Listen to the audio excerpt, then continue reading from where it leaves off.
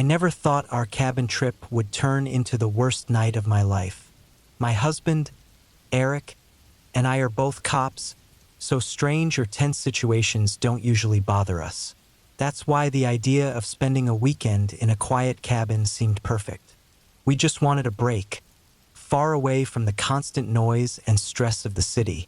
The cabin was deep in the woods, miles away from the nearest person. We got there in the late afternoon. The sun was shining through the trees, and everything felt calm. There were no phones ringing, no cars honking, just the sound of the wind moving through the leaves. The first night was peaceful. We ate a simple dinner, sat by the fire, and talked about anything but work. Felt good to just sit and breathe. The second night, though, was nothing like that. It started with a soft knock on the door right after sunset. At first, I thought it might have been a branch hitting the cabin or maybe some animal brushing past. But then it came again, 3 slow knocks. They were too clear and spaced out to be random. My stomach felt tight.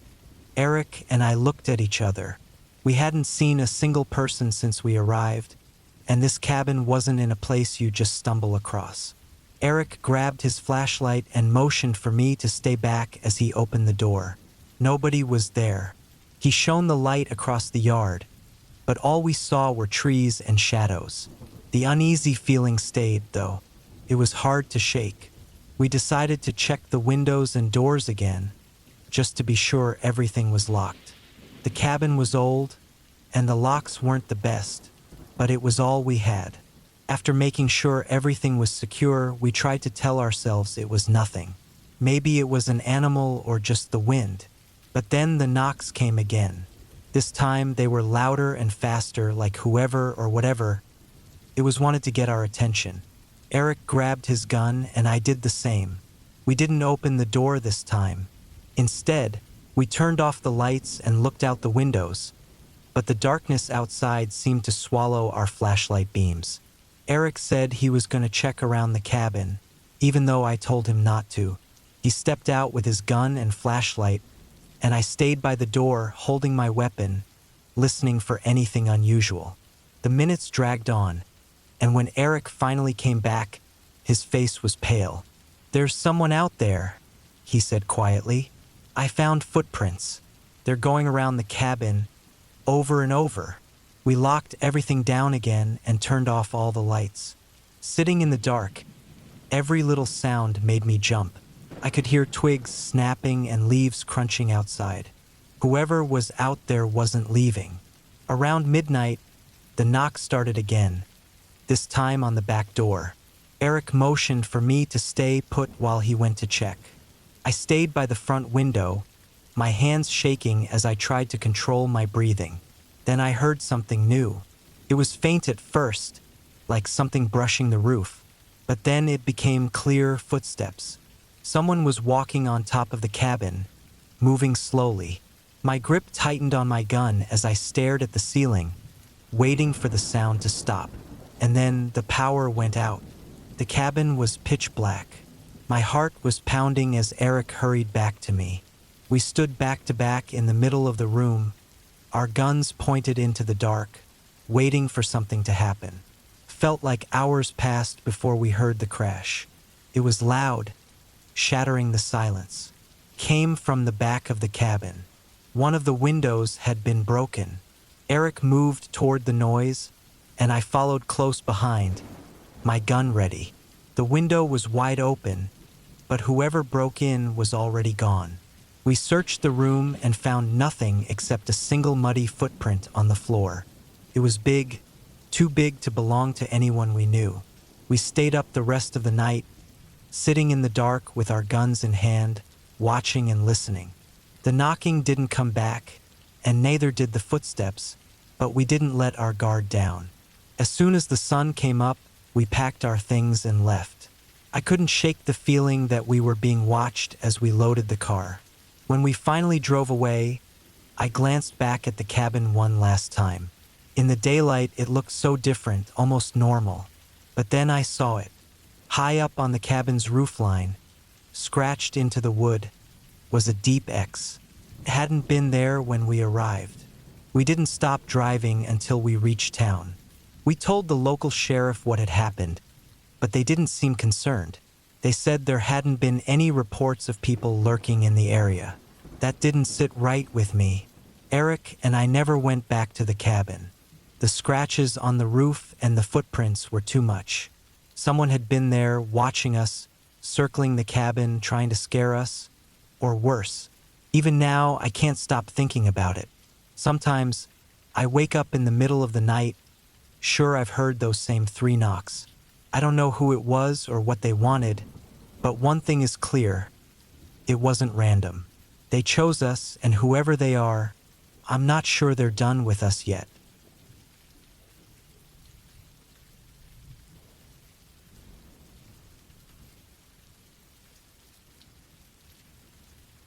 It was late autumn when we got the call.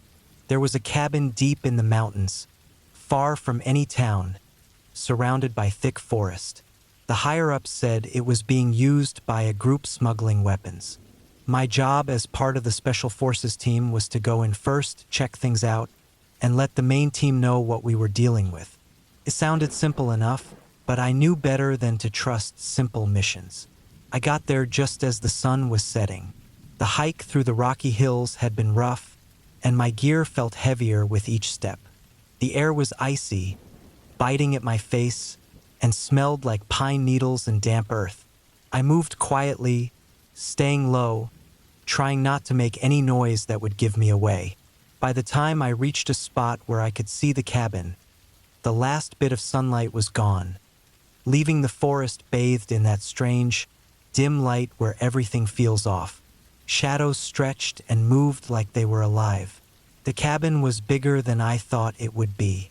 The windows were covered with wooden boards, but I could see a faint flicker of light leaking through the gaps. A mud-splattered truck sat parked in front. There were 3 sets of footprints leading to the door, fresh ones. I crouched down behind a line of trees, pulled out my scope, and started watching. The place was quiet, too quiet.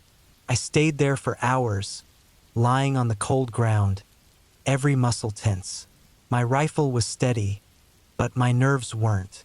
Just after midnight, I saw movement. A man stepped out of the cabin, lit a cigarette, and leaned against the truck. He had a rifle hanging off his shoulder. He glanced around, his eyes scanning the tree line like he was looking for something, or someone. For a second, I thought he'd spotted me. My heart was pounding, but I stayed perfectly still, holding my breath. Eventually, he flicked his cigarette to the ground and went back inside. I knew I needed to get closer. I crawled forward on my stomach, every inch taking forever. The underbrush scratched at my arms, and the cold dirt pressed against my chest, but I kept moving. Finally, I was about 30 yards from the cabin.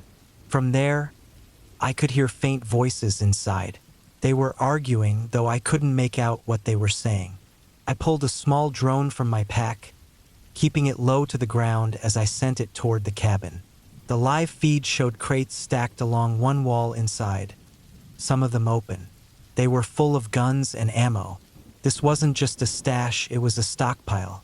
I was about to call it in when I noticed something on the drone's camera. Movement behind the cabin. Another man, dressed in dark clothes, was walking in a wide circle around the building, checking the area. I hadn't seen him before. He moved quickly, like he was on a mission. My stomach tightened. If he was searching the woods, he'd find me soon. I started to pull back, crawling slowly the way I came. That's when I felt it. That strange, prickly feeling on the back of your neck when you know you're being watched. I turned my head and froze. He was right there, maybe 10 feet away, standing still as a statue. His face was pale in the moonlight, his eyes locked on mine.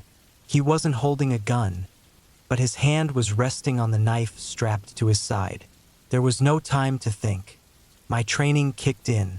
I raised my rifle and fired. The shot echoed like thunder through the forest. He dropped instantly, but I knew the sound would bring the others. I got to my feet and ran, my boots crunching against the forest floor as I weaved through the trees. Behind me, I could hear shouting from the cabin. They knew I was here. I reached my observation spot and grabbed my radio, calling my team. I could hear them getting ready to move in, their voices calm, but it wasn't fast enough. The shouting had stopped, replaced by something worse, the sound of footsteps. They were coming for me, moving fast through the trees. I ran, but I could hear them closing in. The beams of their flashlights cut through the darkness, bouncing off the trunks of the trees. My chest burned. My legs screamed to stop, but I kept going. I just needed to reach the extraction point. When I finally saw the faint glow of my team's position, relief flooded through me. But it didn't last. As I sprinted toward them, I heard something, a whisper, too close to my ear to ignore. It wasn't words, just a sharp hiss like air escaping from a tire. I didn't look back. Couldn't. My team opened fire as I reached them, forcing the pursuers to retreat. The cabin was raided, and they found the weapons and captured 2 men. But when they searched the woods, they didn't find the man I shot. There was a blood trail where he had fallen, but it ended abruptly, like he had just vanished into thin air. I didn't sleep that night. Every time I closed my eyes, I saw his face. Not just how he looked when I shot him, but how he had stared at me like he knew something I didn't. And then I remembered that whisper. It wasn't the wind. It was him. And I swear, even now, I still hear it in quiet moments, like he's just behind me, waiting, watching.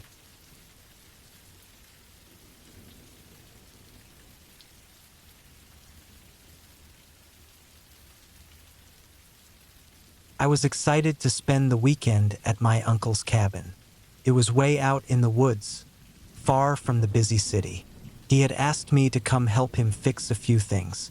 He wasn't good with tools, and honestly, neither was I, but I figured 2 people struggling together might get something done. His mother-in-law was already there. She was recovering from surgery and needed somewhere quiet to rest, and the cabin seemed like the perfect place for her. The cabin was old. The wooden floors creaked with every step, and there was a musty smell in the air that didn't go away no matter how many windows you opened. It sat on a big piece of land, with thick woods behind it and a small, muddy lake not too far from the front porch. From the moment I got there, something felt off. I kept telling myself it was just because it was so far from everything.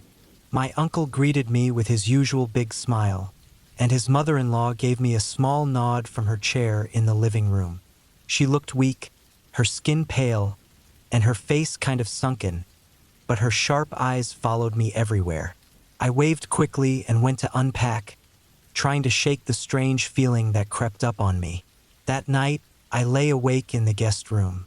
The wind outside pushed hard against the cabin, making the walls creak. Sometime around midnight, I heard slow footsteps outside my window. I froze. The window faced the woods, and I hadn't noticed anyone leaving the cabin. The steps weren't quick or random like an animal. They were slow and steady, like someone walking on purpose. I wanted to peek out the window, but fear kept me glued to the bed. The footsteps stopped after a while, and I eventually forced myself to sleep, though it didn't come easy. The next morning, my uncle asked me to check the tools in the shed while he cleared some brush near the lake. His mother-in-law stayed inside, resting. The shed was a little walk from the cabin, right where the woods started. When I opened the door, I saw the usual stuff: shovels, a rake, an old chainsaw, but something weird caught my eye in the corner. A hole had been dug into the dirt floor, covered by a loose piece of plywood. I hesitated but finally pulled the board away. The hole wasn't very deep, but there was something wrapped in black plastic at the bottom. My stomach sank. My hands started shaking, and I felt cold all over. Before I could think about what to do, I heard my uncle calling me from outside. I quickly put the board back, covering the hole, and walked out, trying to act normal. He didn't seem to notice anything wrong with me. That evening, things felt even stranger. My uncle kept pacing near the windows, like he was waiting for something or someone. His mother-in-law didn't leave her room. When I asked if everything was okay, he just shrugged it off and said something about the weather. Later that night, I heard the footsteps again. This time, they weren't outside. They were inside, moving slowly down the hallway. My heart pounded as they stopped right outside my door. I held my breath, not daring to make a sound. Whoever it was stood there for what felt like forever before turning and walking away toward the back door. The next morning, my uncle said we were leaving. He didn't give me a reason, and I didn't ask. Something about his tone told me not to push it. As we packed up, I couldn't stop thinking about the hole in the shed. While he was loading the truck, I made an excuse and slipped away to check it one more time. My hands shook as I lifted the board. The hole was still there, but the tarp was gone. The dirt looked freshly turned, like someone had been there after me. My chest felt tight as I hurried back to the truck. My uncle gave me a strange look as I climbed in. "Everything good?" he asked, his voice flat, almost like he already knew where I'd been.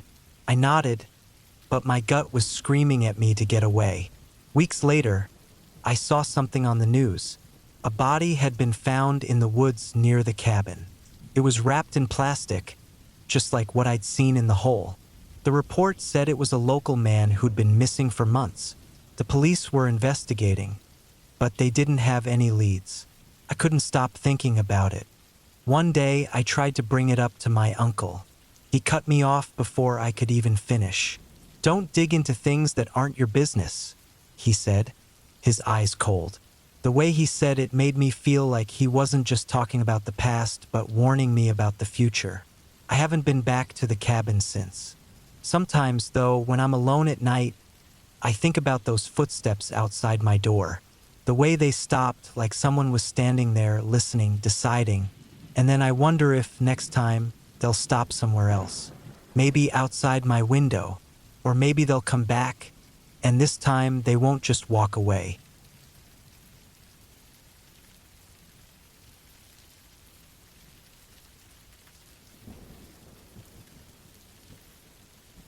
The rain had been falling for hours, heavy and steady, drowning out every other sound in the Amazon jungle. I was alone in a small cabin far from any road or town. The cabin wasn't much, just one room with wooden walls, a tin roof, and a bed pushed into a corner. I had rented it for a few days to get away from everything and experience the wildness of the jungle. It had seemed like a good idea at first. Even with the rain, the jungle was loud. I could hear insects buzzing, frogs croaking, and leaves rustling in the wind. At first, it felt calming, almost like nature's background music. But then I noticed some of the sounds were closer than they should have been. I told myself it was just my nerves or maybe an animal trying to stay out of the rain. As the light outside faded, I lit a small lantern. The cabin had one window, but all I could see outside was the dark, wet jungle. The rain blurred everything, turning the trees into shifting shadows. I sat on the bed, reading by the soft light, trying to ignore the uneasy feeling creeping over me. The jungle felt alive, like it was pressing in on the cabin, watching me. Around midnight, I heard a new noise. At first, I thought it was just the rain hitting the tin roof, but this was different. It was light and uneven, like someone tapping their fingers against the walls. My heart started racing. I stayed still, listening. The sound was moving, circling the cabin. It wasn't the wind, and it wasn't random.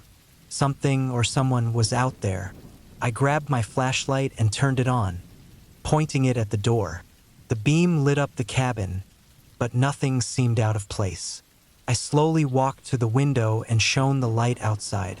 Nothing but rain and thick jungle. Still, the tapping got louder, and now it was right up against the walls. My stomach twisted as I realized it wasn't just one spot. It was coming from all sides. I tried to calm myself, thinking it might be a bird or some animal curious about the light. But then I noticed something on the window, a smudge, faint but clear.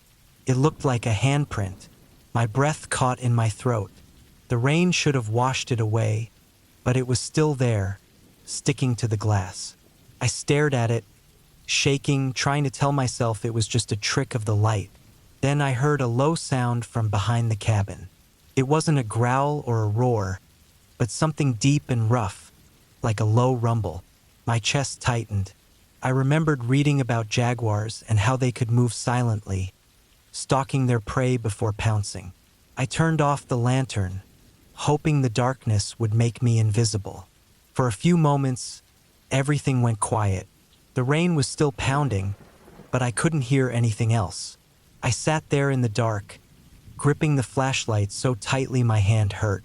Then, suddenly, there was a loud thud against the side of the cabin. The whole place shook. Whatever it was big and strong. I froze as the thuds moved toward the door. Then came the sound of claws scratching against the wood. My mind raced. The cabin had no back door, no escape. The only thing keeping me safe was a thin, old wooden door. I reached for the machete I had brought for clearing trails, holding it in shaking hands. It didn't feel like it would be enough. The door creaked, and I could see it start to bend inward under the weight of whatever was outside. The scratching turned frantic, and I felt sick with fear. I thought the door was going to break at any second. But then, as suddenly as it started, everything stopped. The jungle went silent, except for the rain. I sat there, machete in hand, not daring to move. Minutes passed, then hours. I didn't hear anything else. Eventually, I crept to the window, my legs shaking. I shone the flashlight outside, scanning the trees. That's when I saw them. Two glowing eyes just beyond the tree line. They didn't blink, didn't move, just stared straight at me. My chest felt like it was going to explode. Then, just as quickly as they appeared, they were gone. I stayed awake until the sun started to rise, machete in hand. When the rain finally stopped, I opened the door to check outside. The door was scratched and dented, deep grooves running through the wood. The ground around the cabin was covered in paw prints, much bigger than I expected. They circled the cabin again and again before disappearing into the jungle. I packed my things and left as fast as I could. On the way back, I noticed something strange. The prints weren't just on the ground. They were on the trees, climbing up and disappearing high above, as if whatever it was had been watching me from above the whole time. I made it back to the nearest town without stopping, but I couldn't shake the feeling that I was still being watched. Even now, I sometimes wake up at night, convinced I can hear faint tapping outside my window.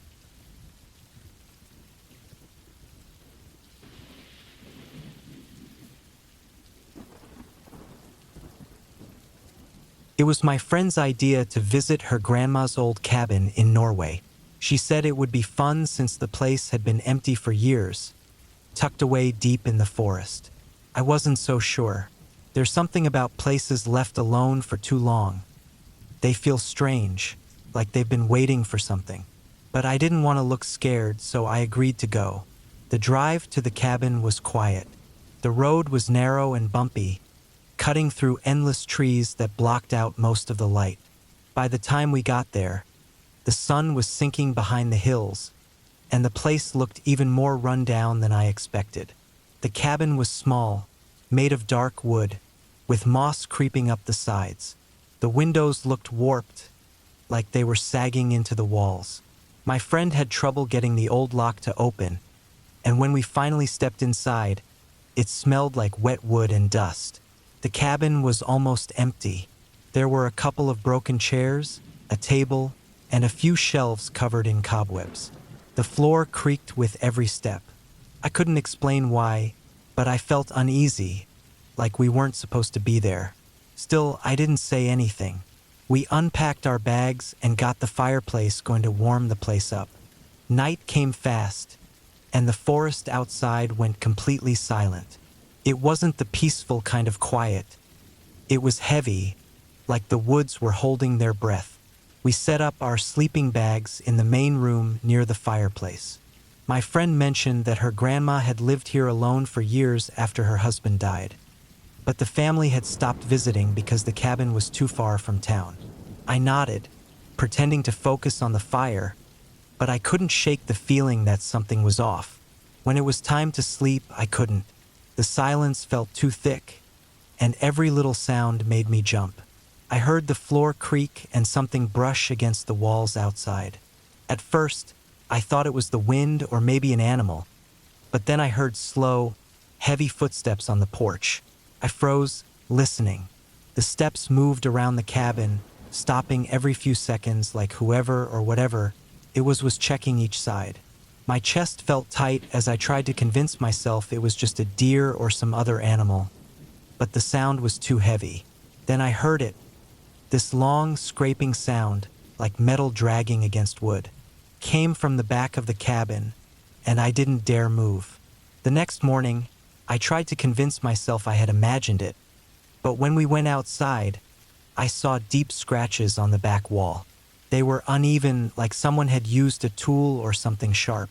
My friend laughed it off, saying it was probably a bear, but there were no tracks, no signs of anything around the cabin except those marks. Even though I wanted to leave, we decided to stay one more night. That evening, we made a small fire outside, trying to distract ourselves. That's when I noticed a tree near the edge of the clearing. Its bark had been ripped off in long, deep lines, and the marks looked fresh. My friend saw it too, but didn't say anything. I think neither of us wanted to admit how wrong it felt. That night, the noises came back. This time, they were louder. I could hear something moving outside, slow and deliberate, and then I heard breathing, low and heavy, like it was just on the other side of the wall. Then the tapping started. It wasn't random. It moved from one window to the next, soft at first, then louder. My heart was racing, and I felt frozen in my sleeping bag. The tapping stopped, and everything went quiet for a moment. Then there was a loud bang at the back door, so strong that the walls seemed to shake. I could feel my friend sitting up next to me, but neither of us moved. The banging came again, harder this time, and it sounded like the door was about to break. We stayed like that until the sun finally came up.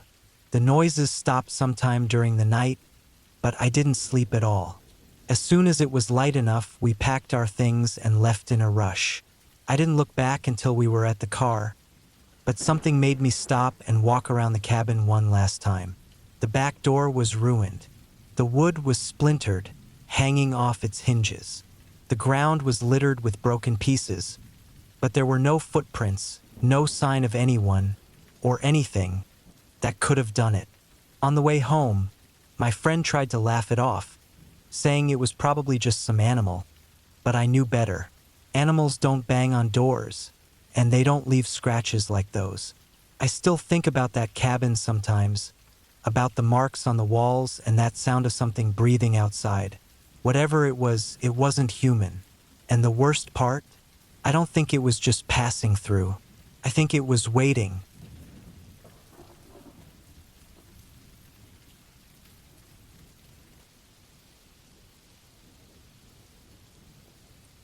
I had been staying in a small old cabin right next to a graveyard near the US border.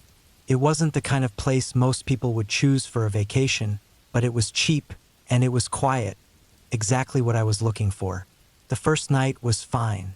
I just heard the usual sounds of leaves moving in the wind and the distant howls of coyotes. But the next morning, when I stepped outside to stretch my legs, something didn't feel right. I decided to walk through the graveyard. The tombstones were old, some were cracked, and many were covered in thick moss. A few had names that were barely readable, and others were just blank stones worn down by time. The place didn't feel peaceful, though. There was something about the air, heavy and thick, like the land didn't want to let go of its secrets. As I walked around, I noticed something odd. A spot in the ground that looked like it had been disturbed. A few rocks had been moved, and the earth looked freshly dug. No one had been buried here recently, and most of the graves looked really old. My curiosity got the best of me, and I walked closer to check it out. I tripped over something buried in the dirt. It was a piece of wood, half hidden under the earth. I knelt down to move it, and that's when I saw what it was. A small, old wooden chest, partly rotted and buried. It looked like someone had tried to hide it. My heart started racing as I pulled it out of the ground. It wasn't heavy, but it felt wrong, like it shouldn't be touched. I opened it carefully. Inside, I found a stack of old papers wrapped in cloth. I wasn't sure what I expected, but it wasn't this.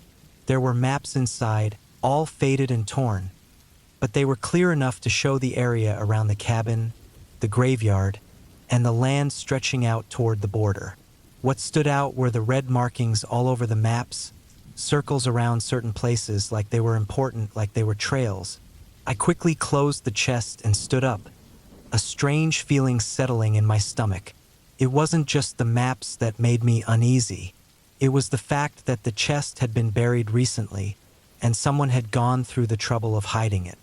I didn't want to stick around any longer, but something told me I couldn't just leave it behind either. I decided to bury the chest again, covering it up so no one else would find it. But as I finished, I glanced over at the far side of the graveyard. I thought I saw a figure standing by one of the old gravestones. It was hard to make out the details, but I could tell someone was there, standing still in the distance. I froze. My blood ran cold. Whoever that was, they hadn't been there when I first walked through the graveyard. I wasn't alone. Without thinking, I turned and ran. My legs moved faster than my mind could catch up, and I raced back to the cabin, slamming the door behind me. My heart was pounding in my chest, and my head was spinning. I couldn't go back out there. I didn't know who or what I had just seen, but I wasn't about to find out. I spent the rest of the day in the cabin, not daring to leave. As night came, I sat by the window trying to calm my thoughts, but my mind wouldn't stop. The chest, the maps, and that figure, it was all too much. I was sure someone was out there watching me. I couldn't shake the feeling that something was waiting for me to make a mistake. The next morning, I packed up my things and left. I didn't think twice. I couldn't get away fast enough. As I drove away, I glanced in my rearview mirror, looking back at the graveyard. It was quiet, too quiet. There was no one in sight, but something about it didn't sit right. It felt like I was being watched, even though there was no one around. But as I drove, I realized something. I didn't remember hearing any animals that morning. Not a single bird or coyote. It was just quiet. Not the usual kind of quiet, but a dead, heavy silence. And then, for a split second, I thought I saw something in the corner of my eye. A figure standing at the edge of the graveyard, just at the border of the trees. I looked back at the road, shaking it off. But the feeling of being watched didn't go away. It stayed with me even as I left that place behind. Something was buried in that ground. Something someone wanted to stay hidden. I'm sure of it now. And the figure I saw, it wasn't just someone passing through. It was waiting, watching, waiting for the right moment. And now, even though I'm far away, I can't shake the feeling that it's still out there, that it's still watching me. I don't know what it wants, but I'm afraid that, someday, it'll come for me.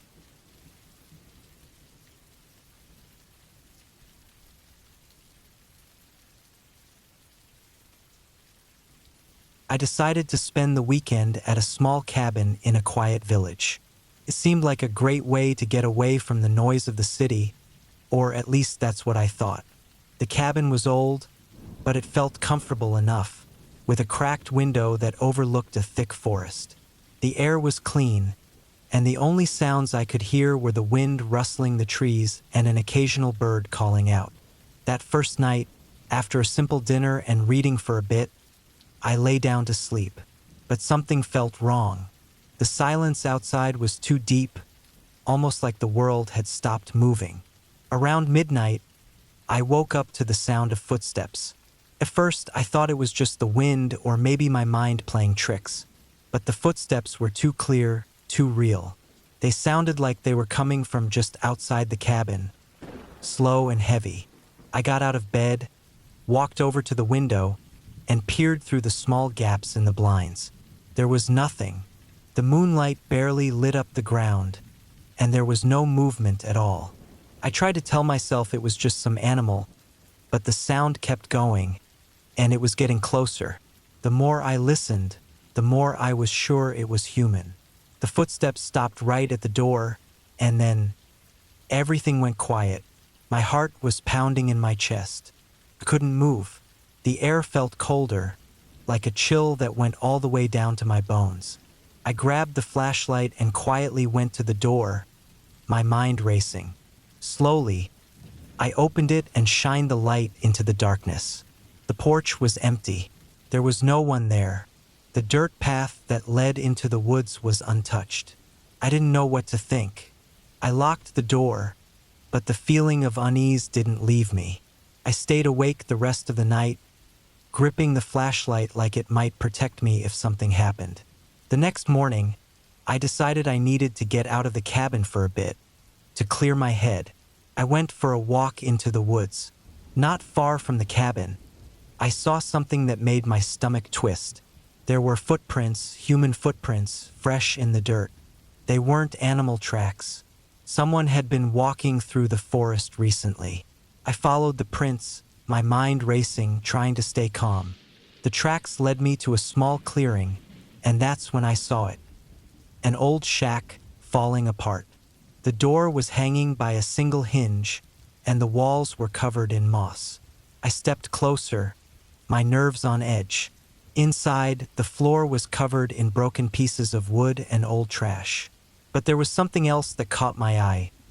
A pile of old clothes in the corner, worn and torn, like someone had been living there. My heart sank. Someone had been living out here, someone who knew this area, someone who had been watching the cabin. The footprints from last night led straight to this shack, and it was clear now that whoever was out there had been close. They had been just outside the cabin, waiting.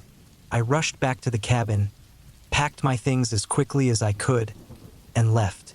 The whole time I drove away, I couldn't shake the feeling that something was following me.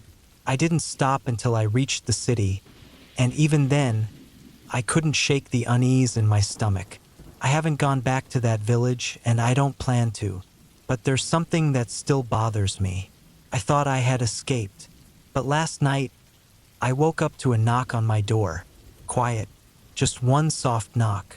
I didn't answer, but I heard footsteps retreating into the night, just like before. It wasn't a dream. Whoever it was, they knew where I was. And now, wherever I go, I can't shake the feeling that someone is still out there, waiting for me to return.